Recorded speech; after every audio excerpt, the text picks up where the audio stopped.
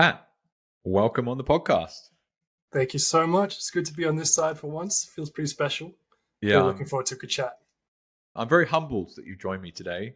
And I want to open by stating very clearly that probably of all the people in my Bitcoin journey and my podcast journey specifically as part of that, you have helped. And for those that don't know Pat helps me on the production side of things and will probably have listened to more of my podcasts than anyone else. So forgive me if I've got boring, Pat, but no, you've been incredible help. So thank you very much. You are most welcome. It's a two-way street. It's been great for me as well. I've stuck around. I've really enjoyed these podcasts, and there's definitely a lot of value that I've soaked up through them. It's pretty incredible. The guests you've had on, yeah, it's been great, man, from my perspective as well. It is mad, isn't it? The kind of people that I've been able to have conversations with and learn from. Like when you start from zero with nothing, no one has a clue who you are. It's kind of crazy how you can organize video calls with people anywhere in the world. So Pat, okay, so to start with, what I want to do is we'll talk about podcast production and stuff as the conversation goes. But you caught my attention recently because you did something called a dopamine detox. So let's start there. What the hell is a dopamine detox and why did you do it? Yeah, sure. It's called a dopamine detox or a dopamine fast. And the basic premise is you need to reset your dopamine system, or you attempt to improve your dopamine system by fasting, by staying away from all sorts of things. I noticed this year, maybe midway through this year, that it's hard to explain. It's hard to express all these things, but it was like I had the energy, but I didn't have the bother almost. Like I would find some free time. I'd have done this, I'd have done that. Maybe it was a bit of a grind. Maybe it was a better day than others. Maybe it was a tougher day.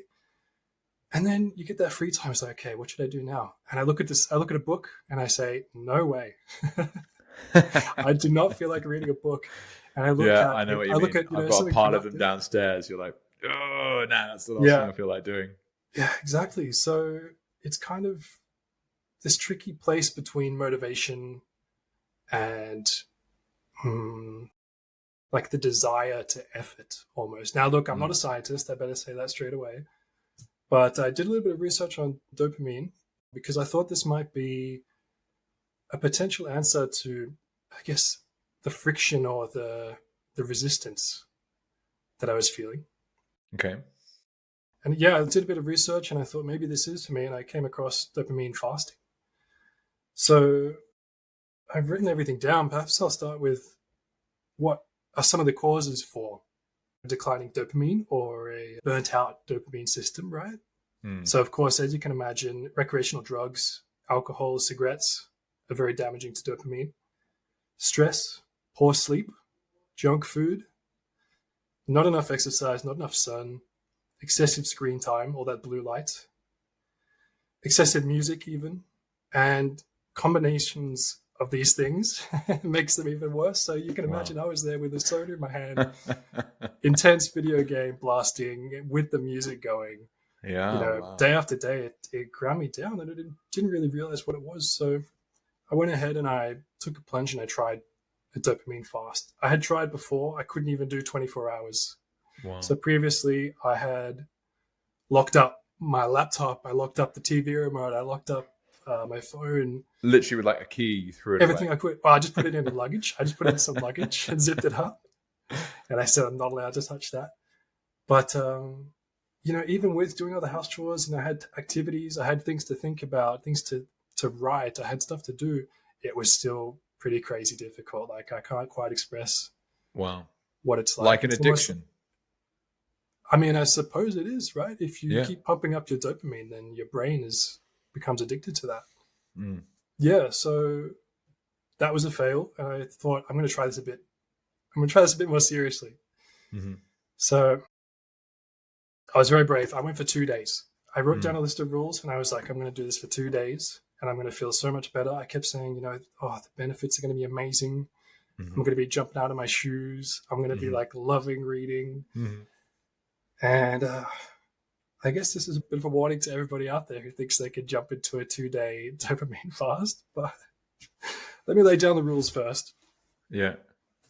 So no drugs, no TV, no radio, no apps allowed on the phone, no junk food, no work, no music, no podcasts, no social outbursts I put down because I anticipated I would become very wanting to reach out and just have something to do. If I allowed like a messaging app, then I'd like jump on that, be messaging my brother and stuff like that.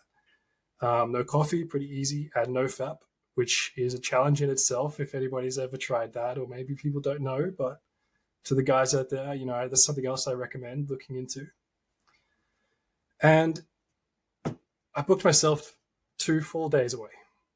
I went down there, and the afternoon of when I arrived, I started in the afternoon and, just went down to the beach, had a walk around. I was thinking, this is all right. This is going to be okay. Feeling confident.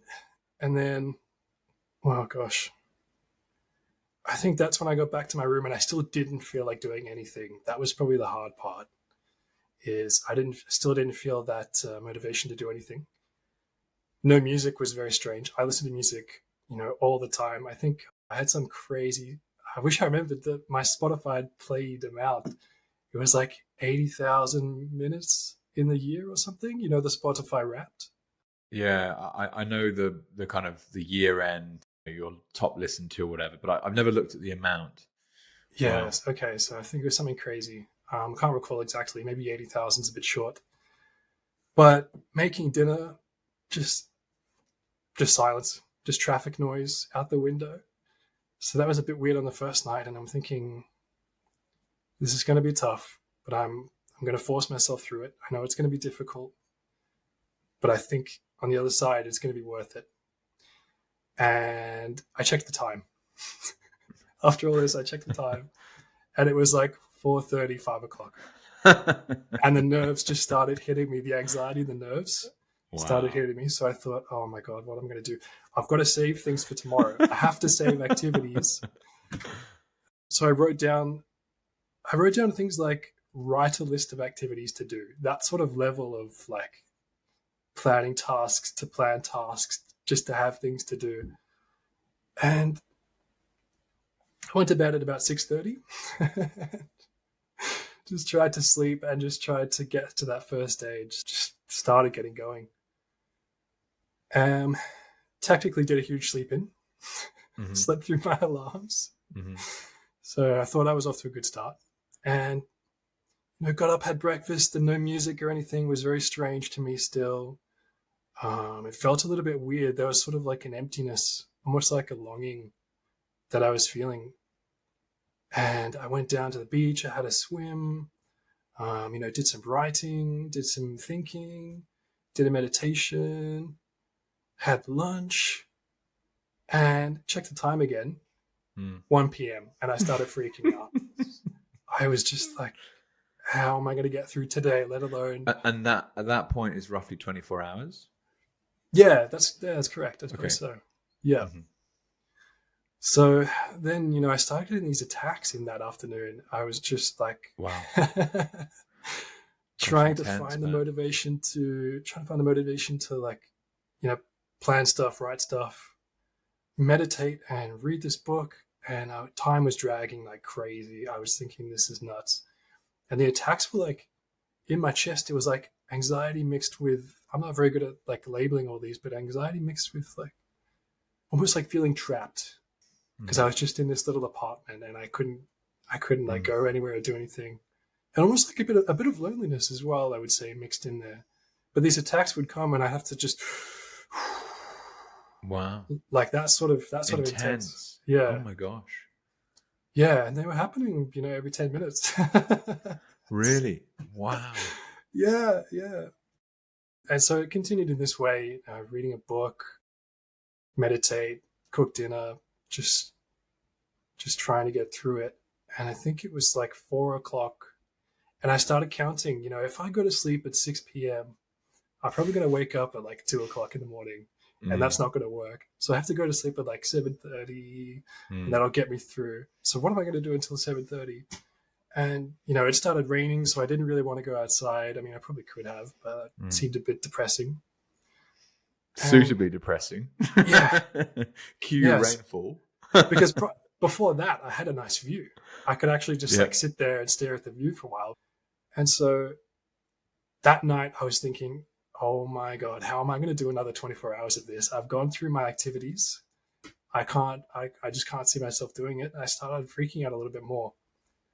And honestly, that's what I bitched out. That's when I said, one day is a good start. I'll be proud of myself if I could do one full day. And yeah, I changed my reservation on the Airbnb, and I plan to get out of there at 8:30 in the morning. Yeah, you were done. And I mean, it's funny because once you cave in like that and you say, no, I'm getting out of here at 8:30 in the morning, it changes your internal mindset. Everything sort of shifts a little bit. It becomes a lot easier. But in the same way, I felt like, oh, maybe I could. Maybe if I really, really tried and I sucked it up, maybe I could. But I'd already made the plans to bounce. Because you presumably had to get your Airbnb app up on your phone to change the reservation, at which point you've broken your rule. Right. Yeah. That's okay. Yeah, I forgot to mention that. Sorry. So out there by myself, for safety reasons, I thought I'm not just going to turn my phone off. Right. So I kept a messaging app and I kept the Airbnb app just in case they were like, there's a fire, get out. Yeah. Or something. Yeah. And the phone app on my phone were the only ones that were allowed through the screen time. If you're an Apple user, you set up screen time on your phone and you say, these are the apps that are allowed through the screen time, and everything else is locked down. So I wouldn't say that failed me with the dopamine detox. I would say that was just... No, that was part of the parameters. Excuse me, I didn't understand that.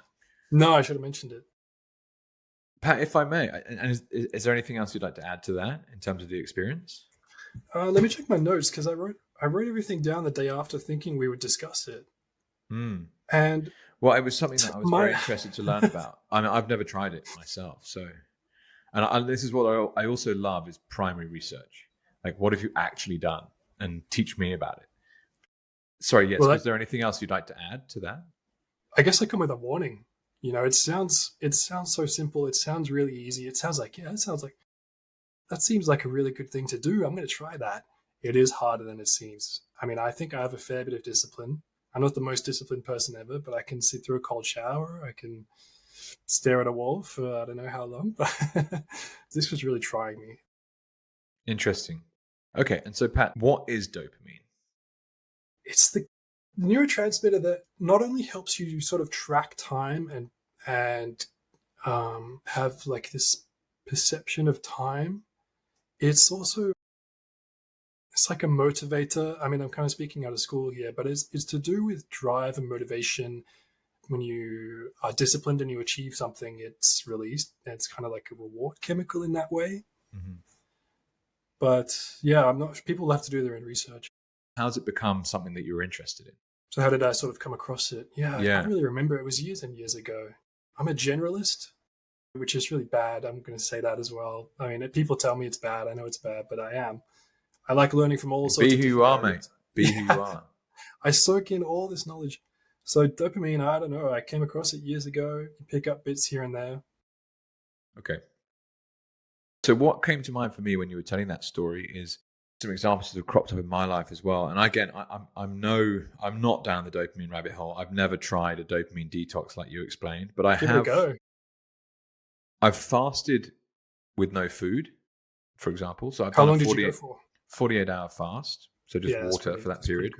Yep. That was a fascinating experience. Day one, much, much harder than day two. And I've heard of some fantastic stories of people doing water fasts for up to like 5, 6, 7 days in relation to cancer and other type of disease that they're trying to use holistic approaches to manage.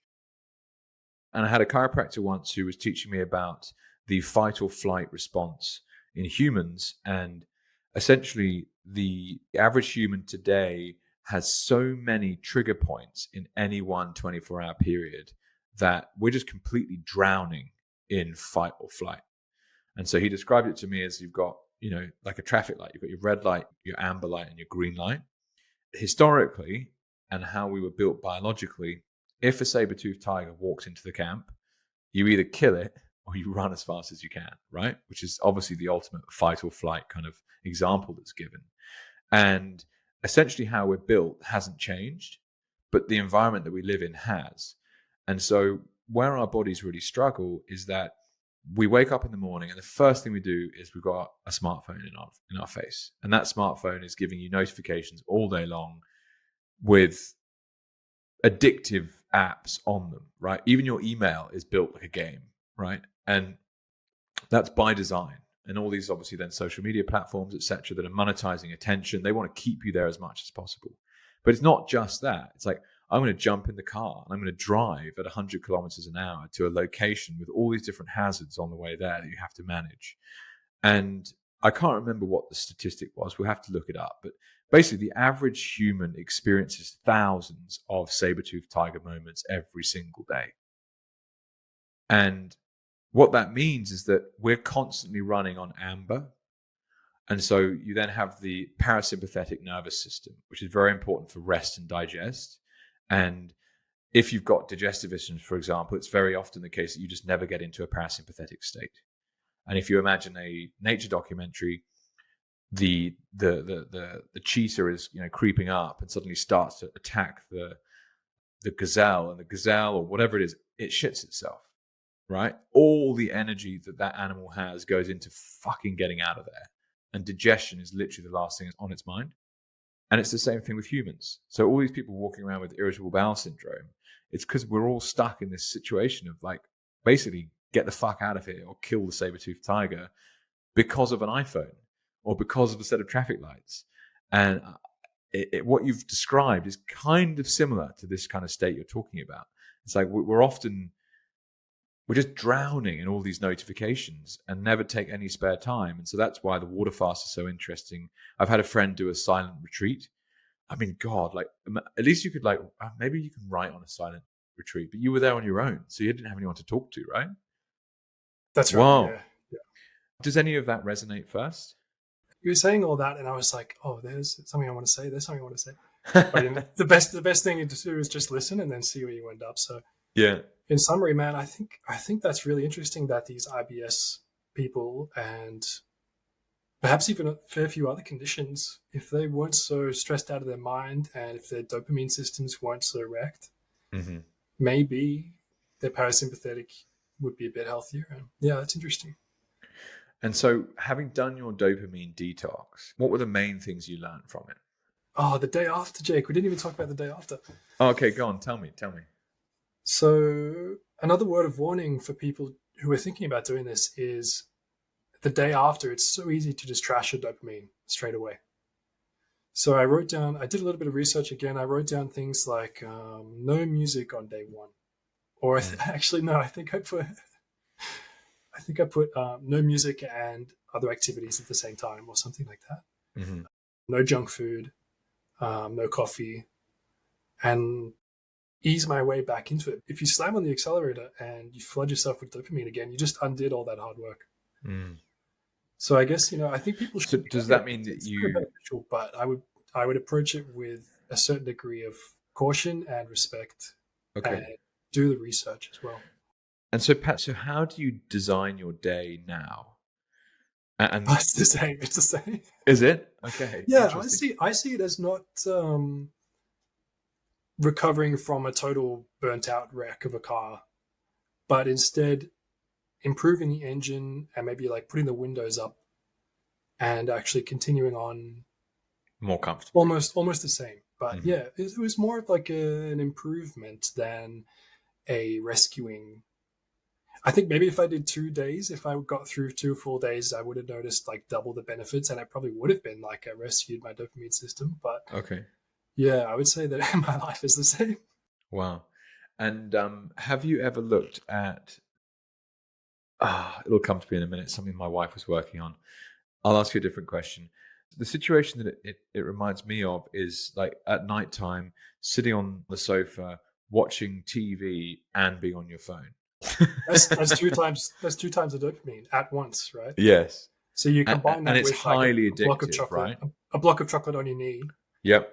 And you're at 3 times the dopamine. It is highly addictive because you you're either improving your dopamine with things like sauna, cold exposure, meditation, all of these sort of discipline activities that are good for you.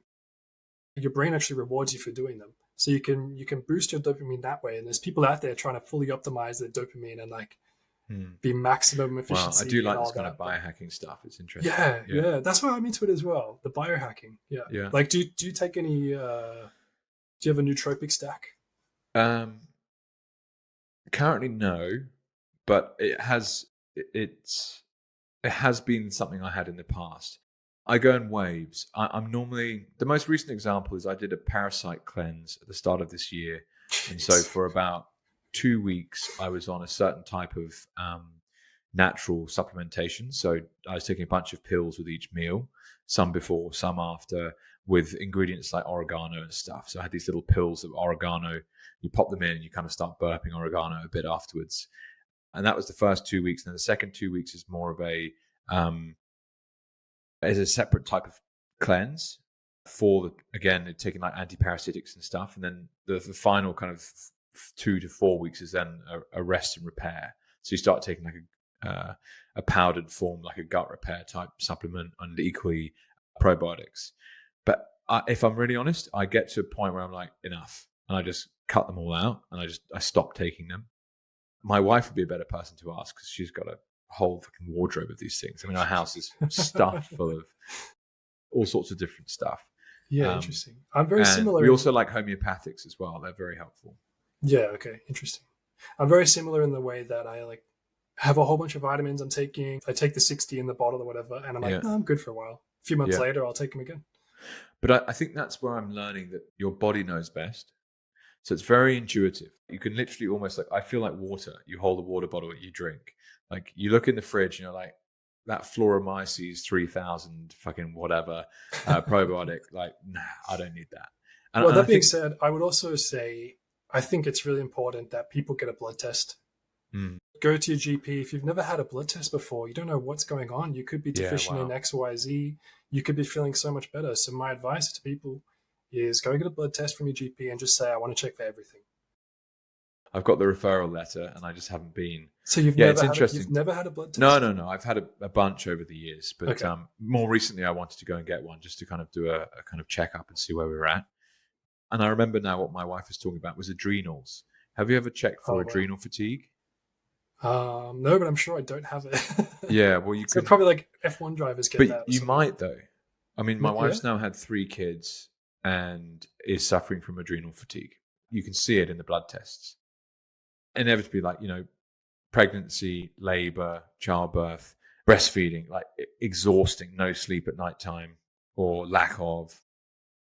But I think in relation to what you were discussing with dopamine, I bet dopamine and adrenals are very closely related.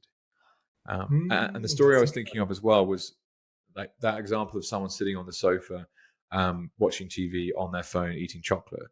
When I used to work as a broker, the amount of incoming and outgoing information channels in a busy trading window, SMS, WhatsApp, email, mobile phone, landline, a desk of people shouting.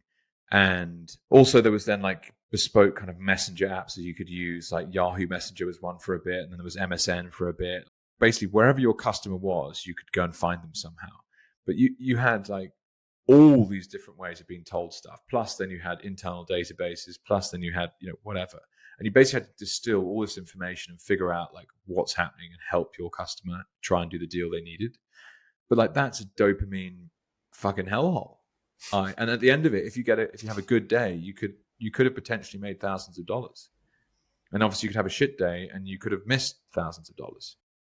But it's literally like that idea of the saber-toothed tiger. I mean, they're coming at you everywhere. And that was work. And you go, wow. And then you go and get drunk. Like, geez. And you'll find they're all compensating for all that stress and all that dopamine. Wow. I mean, that's why we used to go detraction. Drinking. Yeah, because you're absolutely burnt after an afternoon of doing that. And then you go out with your customer and get drunk. And then you wake up the next day and do it all over again. It's crazy, to be honest. So the afternoon of that first day, I did notice, like, I'm having a lot less friction sitting here writing just in silence. Okay. Having a lot less friction, picking up this book and reading 4 chapters, and it was even just the one day seemed to Does make that mean that difference. your concentration had improved? It does improve your focus. Okay. Yes. Yeah. But you didn't solve the problem which you wanted, which was it's almost like motivation. It did. It did. I would say that I just needed to do the 2 days. Yeah. I think if I stuck through the 2 days, I would have had way more of an impact. Okay. But it was still worth it. And would you like to do something like that again? Oh yeah, for sure. Maybe next time because even a silent retreat, it's like you can't talk, but you can probably sit Silent there on your retreats, they almost scare me. Like people who go to those meditation retreats where they just meditate for 30 days, like that scares the shit out of me. I don't think I could do that. I don't know how they do it. And they always tell the story of like, yeah, it was really hard and I just started crying, but I had to meditate. So I was like just crying, meditating. Yeah, okay. It's so true, isn't it? But then like open minds, like you wouldn't end up in this kind of biohacking type conversation if you didn't have that. If you just would listen to the GP, then you'd be munching on whatever prescription drugs they want to sell you and sitting on the sofa at home, not doing any exercise and eating garbage. Pat, so I'm intrigued. One last question, I think maybe around the health stuff, and we'll move on to podcasting. But has this been a long journey for you, like looking into these types of things? Have you played around with your diet? Were you sick in the first place? What got you into this line of thinking? I've always been pretty health conscious. It's not one of those things you learn in an afternoon. You have to pick it up over years. Diet absolutely. itself is probably a 100-hour journey. I think I look after my diet pretty well, but you get sick of it and you go on these holidays and you just eat whatever you want and you have to climb back into the diet again. But in terms of neurotransmitters and dopamine, I'm not really like fully down that rabbit hole or anything. But we all have dopamine, and it is a really important aspect of daily function. People don't really realize. Well, it's something that I want to go and learn about. I'm sure that Mike Dunworth, shout out to Mike, who actually is going to come on the show in a couple of weeks' time. He sent me a book at some point about dopamine, and I never read it. So, like, people open the door to conversations and to ideas, and this is another moment where it's like, oh no, now it's time. I should go and find that book and read about it, because it's obviously something that's valuable to understand and then to manage, essentially. I'm going to rewind the clock slightly, and I remember tweeting something along the lines of "You reap what you sow," and actually shout out to my friend Rupert, whose band is doing very well at the moment, and it was a lyric from one of his songs, and it stuck with me because I was like, this is so true, and it's so simple. And at the time, it's just what the Bitcoin journey was all about, basically. It's like you go out, you learn this new thing, you have to find the information yourself, you've got to dig around, and what comes out of that is really valuable. And I can't remember if this is exactly the timeline, but you basically sent me, we were already in conversation, I was looking for someone to help with the production of Bitcoin with Jake, and you then sent me this like huge GDoc with like all these different ideas. I knew how to get my foot in the door, everybody. Yeah, exactly. That's what I'm getting at. Yeah. And so it's like, so this would have been, I think, probably the very end of 2022 as a guess. I was about halfway through the Bitcoin with Jake experience when I hired you to come and help me do it. And I'd been previously like, I wasn't posting video. I was just chucking up literally whatever I'd recorded. I was writing all the show notes myself. And what people don't realize is there's actually a huge amount of work that goes in on the backside of producing podcasts. Well, anyway, can I interrupt for 1 second? Because it's a huge amount of work if you want to actually take care and if you want to please your viewers. Yeah. There's a lot of podcasts out there that just blast it out. The description, just like copy paste and like lowercase, like just slam some stuff in there and like whatever, boom, send it. The subtitles. I see so many clips and they're the wrong subtitle. Marketing podcasting where they just use the base AI subtitles. They don't go in and make any changes and things like that. So, you could make a podcast with very minimal effort. You might get somewhere, but I know you're the type and I'm the type to really want to like put some value in there. That's not how that word's spelled. Oh, that's literally, okay. A computer. It puts you off the whole thing. And you're like, oh, they're not actually really paying attention to what they're saying. Yeah. Or at least that's how I would look at that. Well, I see it as they don't care about that piece of content. Yeah. Okay, cool.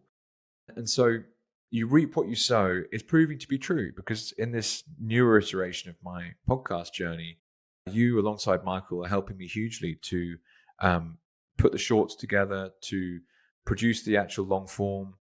So for people out there who don't know who you are and don't have a clue what it takes to produce a podcast, teach us a bit about like what actually goes into making it all happen and why it interests you. Okay, so what's involved and why I stick around? Yeah.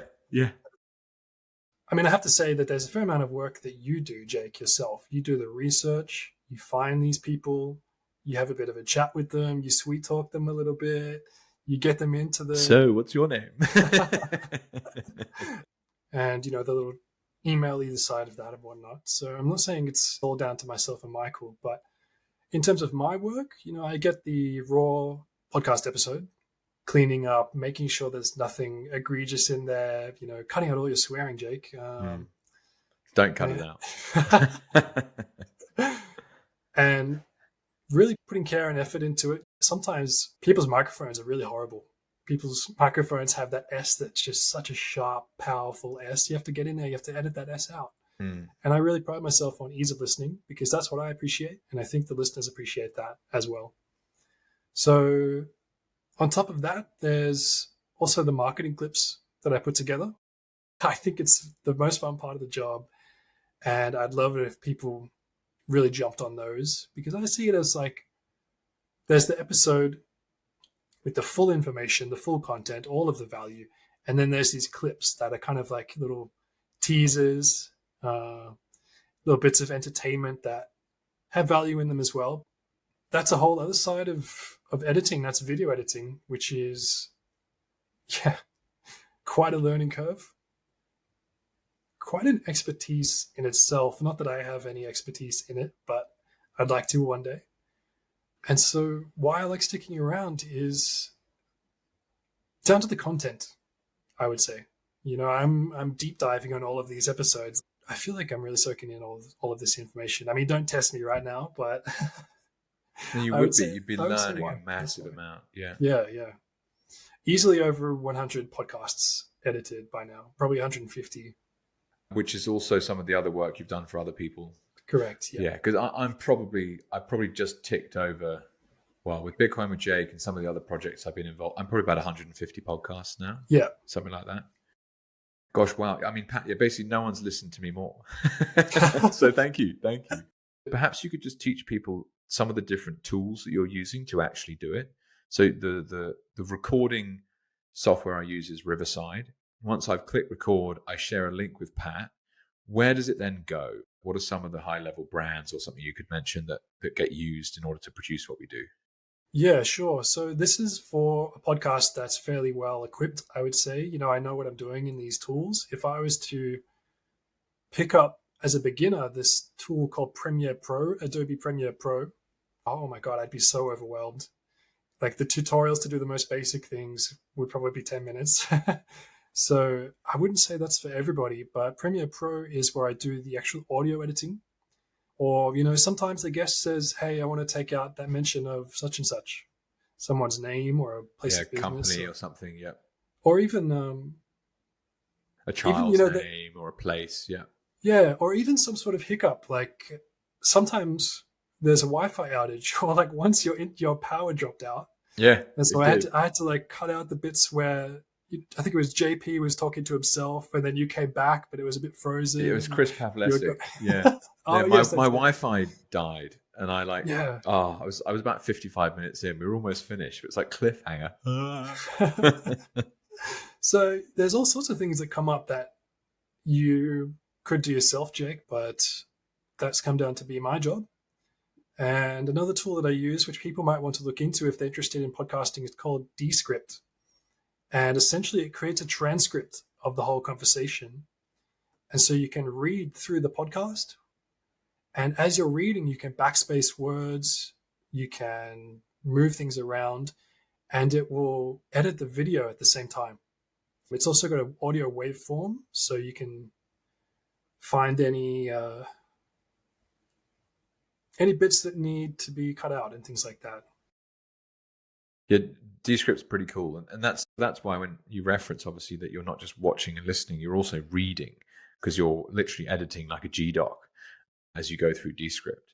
Yeah, it's really cool, Pat, and something that obviously this podcast is about investing as like a wider subject and how you can invest into, like we've already discussed, your health. So dopamine is the one topic we've really looked into, but also, financial returns and all the different areas I've talked about before. But one of the things I was very keen on as we went into this was that I am setting this business up myself. I'm the sole founder and shareholder, and I'm also willing to invest into it to build a team. And I enjoy the research process. I'm always listening to people, improving my own knowledge. I'm like, they would be a great podcast guest. Let's try and get them on. And I've got a huge database of names already with 400 potential episodes that I haven't yet done. It won't be that many, but it's like I just every day I'm adding people to that list. And what I found that I didn't enjoy doing was basically what you and Michael helped me out with, which is like once it's recorded, there's then this whole palaver of like, chopping bits out and improving the quality of it, getting it ready to actually publish. Then you've got to publish on all these different platforms. You've got to have the show notes together. There's lots of stuff to get done. But the investment to me was very clear. It's like you'd helped me so much with Bitcoin with Jake and also helped produce the Bitcoin Advisor podcast and the Bitcoin Mentor podcast. It was like, right, Pat's a shoo-in. I would love you to come and help me out. And when I met Michael as part of Bitcoin Mentor, he was already working on the What Is Money show and was really sharp on like the more commercial side of it, perhaps, like how do we actually grow this thing? I was like, okay, cool. That'd be a really interesting person to have involved too. But inevitably as a new thing, we've had to get to know each other and it takes time.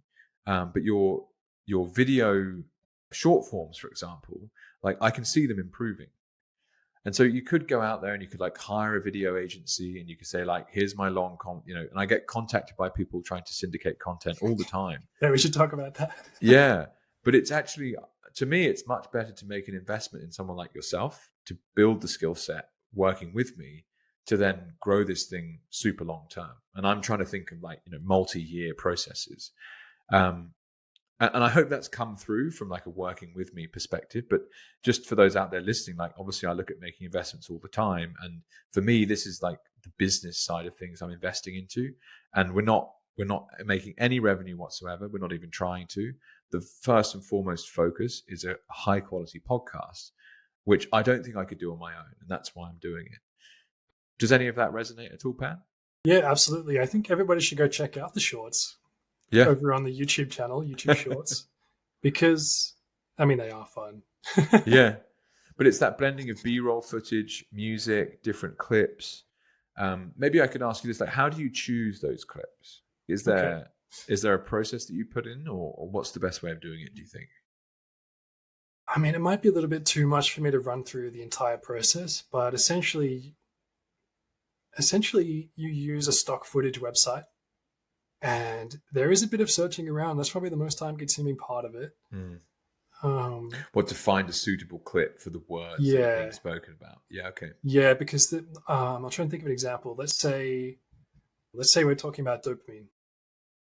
There might be a clip of a brain spinning around on like some sort of nice glossy black background, and you might think, yeah, that's going to look really good. But A, it's a little bit tacky, and B, how am I going to weave it in with the rest of what I've got going on in this edit? So it is kind of looking forward, looking back. Will this shot work with this one? No, because he's on the right-hand side and there's text in the background. So if I flip it horizontally, this text is going to be backwards.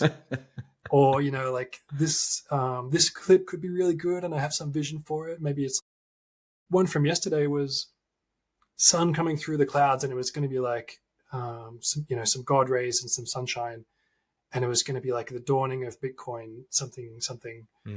And I was trying to work with it, and it's like, nope, I can't key out the clouds, which is where you sort of point the program to remove a certain color and like colors that are similar to it. So I was trying to like keep the sunlight but get rid of the clouds, and it just was not working. And I had to give up on the clip. I had to go find something else. So that happens. The other thing that happens a lot And I think most people are aware of it. Most video editors are aware of it, is the issue of copyright footage and copyright imagery.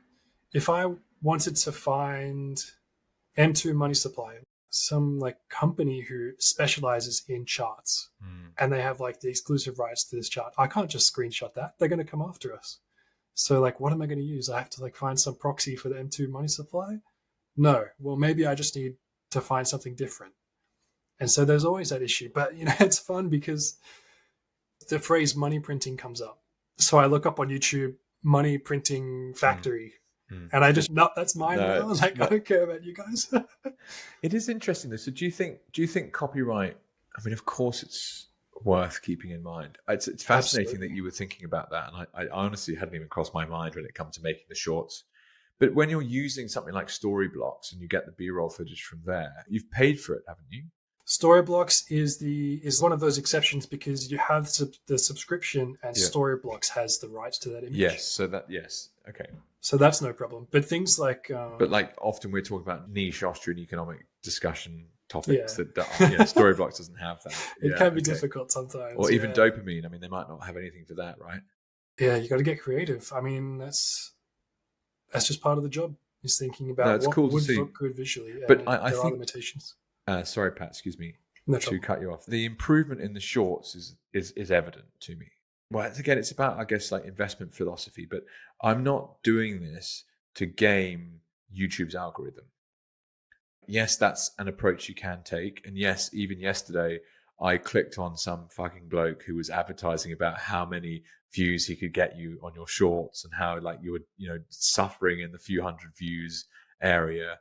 But like as soon as you start trying to play that game, it's not what this is about. This is really about like long-term investments and like how you can improve your life, and learning how to like game YouTube is not necessarily part of that, in my view, at least not for now. And I'm happy to be proven wrong, but that would be my current take. So what it's about packaging up interesting information in different formats. Yep. There's a 60-minute conversation. You can have it as audio or you can have it as video. You can have it on YouTube or you can have it on Twitter, whatever you choose. Or equally, like here's a minute-long excerpt of a big statement that's really helpful to think about. Or equally, as Michael's been doing, is drawing out those like maybe 8 to 12-minute long clips and popping them on YouTube. Actually, people love those. I love them. Not necessarily about my own podcast, but I don't want to listen to 3 hours of conversation with some people. But I would love to. It's like, Absolutely. Give me the best 15 minutes out of that and I'll get through it.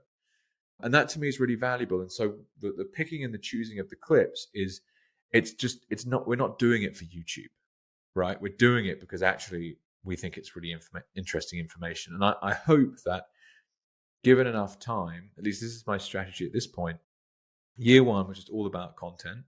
And in year two, we'll start to think about how we might make some money out of it. But I hope that comes across to the audience. And and for anybody actually still listening, anyone out there is still listening, good job. Yeah, and thank you. Thank you for supporting, guys. These things are teachable skills. Video editing, it's a teachable or a learnable skill, as it were. Same with marketing. You just have to put in the hours. You're not born with these skills. Well, that's the cool thing. I mean, I didn't know how to podcast 2 years ago. No, when 2022. Well, you must have listened to a lot of them, though. I was a big consumer of content. Yes, absolutely. I think I did my first ever podcast appearance in 2018, and I was part of a tech accelerator in London called Entrepreneur First.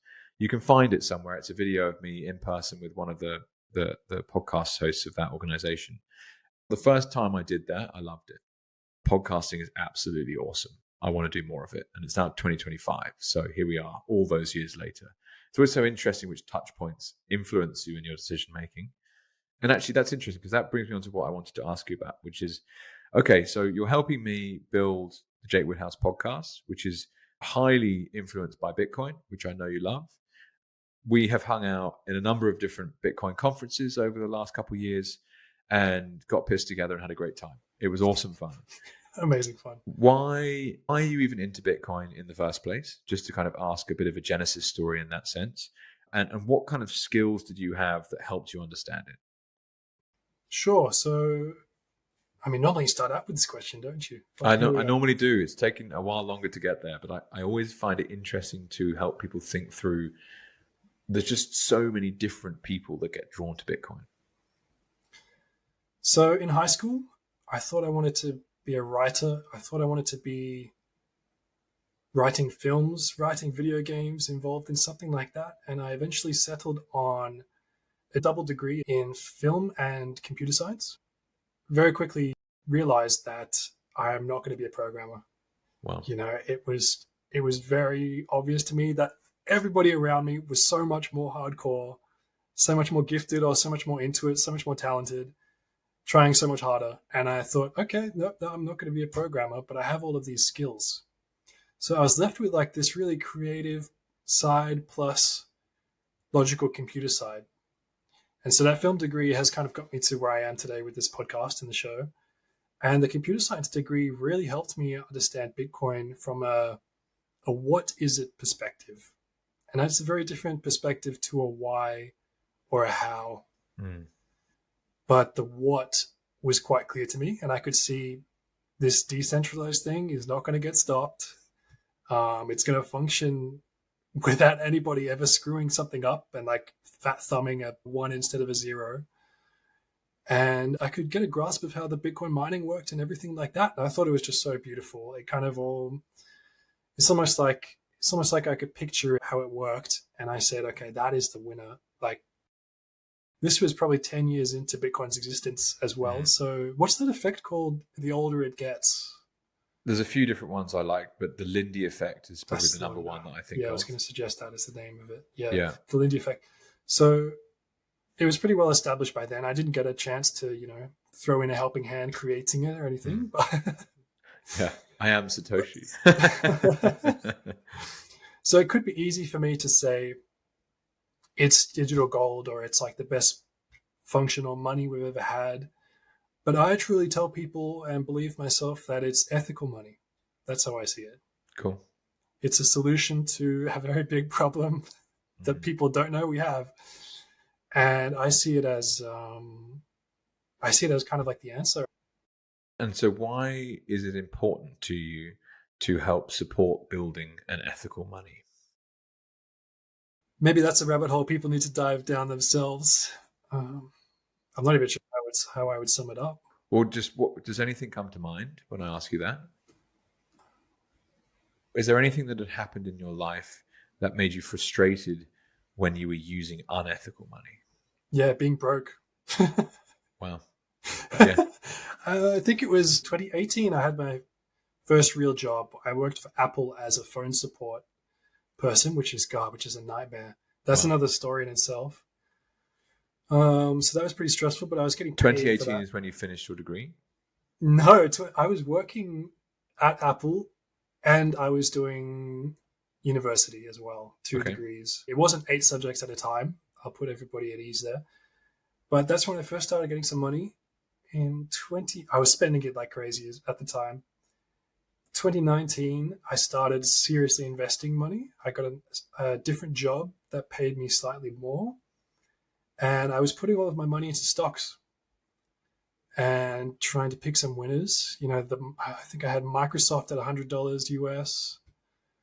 I had CRISPR, which I watched, 10x and then drop back down. I had a bunch of other ones that did really well. And at the same time, the 2019 bull run? There would have been a bull run 2017 that crashed early 2018. And then 2020, there was another bull run. So I'm thinking of 2020. And I started putting money into Bitcoin instead. So I kind of had the two going on. The stocks weren't performing very well. Everyone was so bullish about Bitcoin. It's going to go to 500K this cycle. Like, holy shit, everybody get on board. And just slowly started investing. This is the super cycle, guys. I remember that. Dan Held writing about the super cycle in what would have been early 2021, something like that. I remember looking at that double top formation, when it peaked, crashed, and then got back up there and then crashed again, and it went into the bear market. Mm-hmm. It had just done that second top, and I was like to my family, I'm like, guys, that was the double top. We just hit the top of this cycle. And they're like, no, it's still going to 250,000. Wow. And it didn't. Anyway, recently in 2023, I sold out of all my stocks and I put it all into Bitcoin. Wow. So I had made some really good investments. I tripled my money in like 3 years. Well done. That's yeah, brilliant. thank you. Some losses, of course, some losers in there. IBM let me down. What are they doing over there? Well, you have to make mistakes. It doesn't. There is no investor out there that's never lost money, and anyone that tells you that they are is lying. I have lost money, but I don't think it was my fault. So maybe I'm yet to experience this phenomenon. Really, yeah, my friend recommended. Well, I stand corrected then, mate. Well played. The ones, well, actually, IBM was kind of a loss, but technically it was like $50 in profit, so it wasn't actually. Maybe we'll let you get away with that one. We'll give it. I'm just worried it's coming up. I'm aware of time, Pat. We normally shoot for an hour. Do you have a little extra time today? I've got as much time as we need, man. Okay, great. This is cool because it often happens this way. We've kind of done the conversation in reverse slightly today, but whatever. The decision to sell your equities and to buy Bitcoin, just run me through why you decided to do that. I think it was a combination of feeling like I didn't have enough Bitcoin and these rumors going around that the stock market's going to make a downturn, it's going to crash. Warren Buffett's pulling out all of his stocks, he's holding cash. Who else was it? Some of those really big old guys were saying like, no, I'm worried, like the stock market's going to collapse, the price to earnings ratios, all this sort of talk made me realize, no, these are too slow. And I need to just be in Bitcoin, which is the real choice to make. And it's interesting as well because obviously when you're working behind the scenes as a producer for someone like myself who's doing deep dives into Bitcoin, you're getting paid by the hour as a consultant to help me out. But what is not necessarily in the job advert is like all of the investing knowledge that would have been picked up through that process, if that makes sense, which is a very nice kind of kicker on how you spend your time in a way. And in some senses, it's like that is such a brilliant use of time. It's like monetizing your skills at the same time as learning about something else that helps you put the money that you're earning into better places.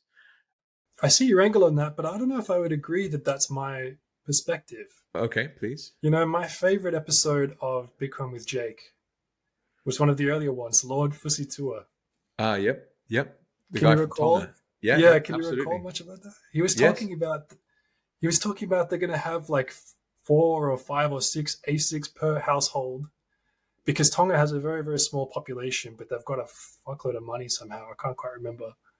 They're doing something right. And they were going to be mining. They were going to be geothermal powering from these volcanoes. Maybe we'll have to get him on. We'll have to find out. I think you should get him on again because it blew my mind. It was like the audio quality was so bad. But yeah, from memory, sorry, why was that your favorite? Stories like that, just things going on in the world more than like investing knowledge. Okay. Is what interests me. That's what you've got as a benefit out of listening to these conversations. So. Okay. Yeah.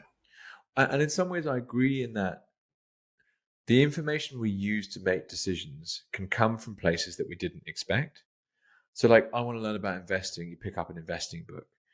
But actually, do you buy more Bitcoin, yes or no? Listening to a guy talking about how this ethical money can help his country become less dependent on international monetary organizations like the IMF and less dependent on places like China by selling natural resources that they already have using decentralized Bitcoin mining.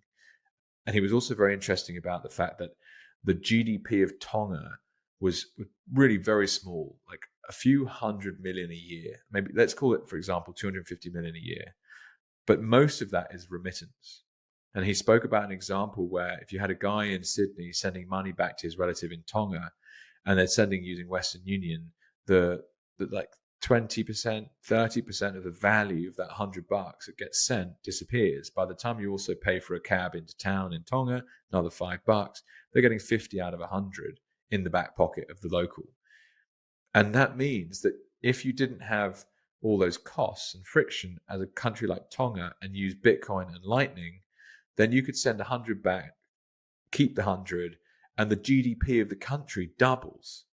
That was also really wild. Like monetizing stranded energy on an island with geothermal, epic. but also then the whole business model of the country changes because the payment infrastructure is improved. And so as niche as that conversation is, it's like, God, this thing Bitcoin really makes a lot of sense for a lot of people. And then you can make decisions because of that. Yeah, cool. That makes loads of sense to me. Oh, nice one, Pat. Thank you. And okay, so you just mentioned like being broke. So I know that this is not probably a very easy question to answer, but could you take me back to the moment you're referring to, like how it felt, and why does Bitcoin change that? Okay. It's particularly annoying when you're at college. I was studying sort of on campus. So I was living with a bunch of people in student accommodation, and, there was drinking every weekend. We all wanted to go out and do things. And I'd be like, oh, I ran out of money for the week, guys. Like, I'm not going to be there and stuff like that. So it is a bit of a FOMO situation. It is a bit of a, how am I going to get myself into the next 5 years if I'm not making any money situation. But, there's jobs out there for people who are hungry for work, and it's just a matter of making the right decisions when you get that money.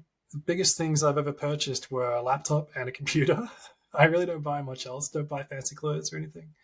So in that way, it was easy for me. I think if I was a shopaholic, I'd be a bit more under the pressure. But yeah, I can't think of any specific moment I cracked or anything. It was just broke all the way through until 2018, and then things started to look a bit brighter. Mm-hmm. And was that because you figured out that Bitcoin was how you wanted to save your money? Not straight away. So I learned about it quite quickly thanks to my background. And I could see that it was, primed to succeed. Everybody has to build their confidence, I started out not really knowing how much of my total wealth should be in there, but then you start to learn, a couple of podcasts later, and it became a much more serious thing. And I was the type to, invest pretty much everything I could afford to. Yeah, I mean, otherwise known as the DCA army that I've heard described before. It's like, okay, so Bitcoin, whatever price it's sitting at today, if it drops by 50%, there's still a whole lot of people out there that, regardless of what the price is, every Monday when their paycheck comes through and they've got some disposable income, they are buying. And it's like a wall of demand that, you see it, Gary's Economics, who we've been hammering a little bit lately, who talked about, crypto going to zero. You're like, all right, mate, have you ever met someone that DCA's into Bitcoin regardless of price? Like, come on, mate. Anyway, I've still open debate, Gary. If you want to talk about what is money, then, myself are here to have that conversation, and Pat will be chopping it up with glee in the background. So, Pat, I'd love to ask one last question, which is there anything else from like a more kind of investing perspective? So those companies that you own, for example, is there any other lessons that come to mind from that experience that you'd like to share, and the benefits of owning more Bitcoin than before, or not owning those shares? The age-old lesson of don't forget to take profit, that stung me a few times. I think it's important to not only say, how is this company performing? If we're talking about equities, how is this company performing today? But actually, is it going to be here doing anything good in 5 years? Is it going to hold up as one of these top companies? Because, Facebook's still around somehow. It's doing something useful. Google kind of has their claws on the entire globe at the same time. So they're probably going to be around. But things like emerging technologies, I love looking at emerging science and emerging technologies, fusion technologies. Everybody out there could check out Fusion Industry Association on YouTube. They break down the fusion news, and it's very exciting. Cool. Different battery technologies, solar technologies, even though solar is kind of, we could debate about that. Solar is sort of questionable because the solar panels last like 5-10 years, and then you can't get rid of them. You can't recycle them, and they're not all that efficient. But the breakthroughs in environmental, I mean, I know you're very interested in clean tech and things like that. All those environmental initiatives are very interesting to me too. For me, it's not just, I know there's a lot of people out there like, I have to maximize, I have to get the maximum profit. And I do feel that, but I have a lot of the side of, I want it to be doing something good. I want to be contributing to a company that's actually doing something useful or beneficial for the world. Awesome. It's funny as well to then think about the fact that, as a producer of a podcast that's heavily focused on Bitcoin, there are still people out there that think Bitcoin has no value. Yet you're quite happy to sit there and say that you're working towards something that you kind of care about in that sense. And that is the information arbitrage. Like, people just think differently, or they haven't received the same bits of information that others have, and therefore making decisions around that can be very beneficial. I really like as well that idea of 5 years from now, is this company still going to be doing something valuable? But I prefer to ask that about Bitcoin, actually. And it's like, well, 5 years from now, do I think this thing is going to still be here? And 100% is my answer. Absolutely, right? And that's why this kind of thing, Bitcoin's going to zero. You don't have a fucking clue what you're talking about. Like, it's as simple as that.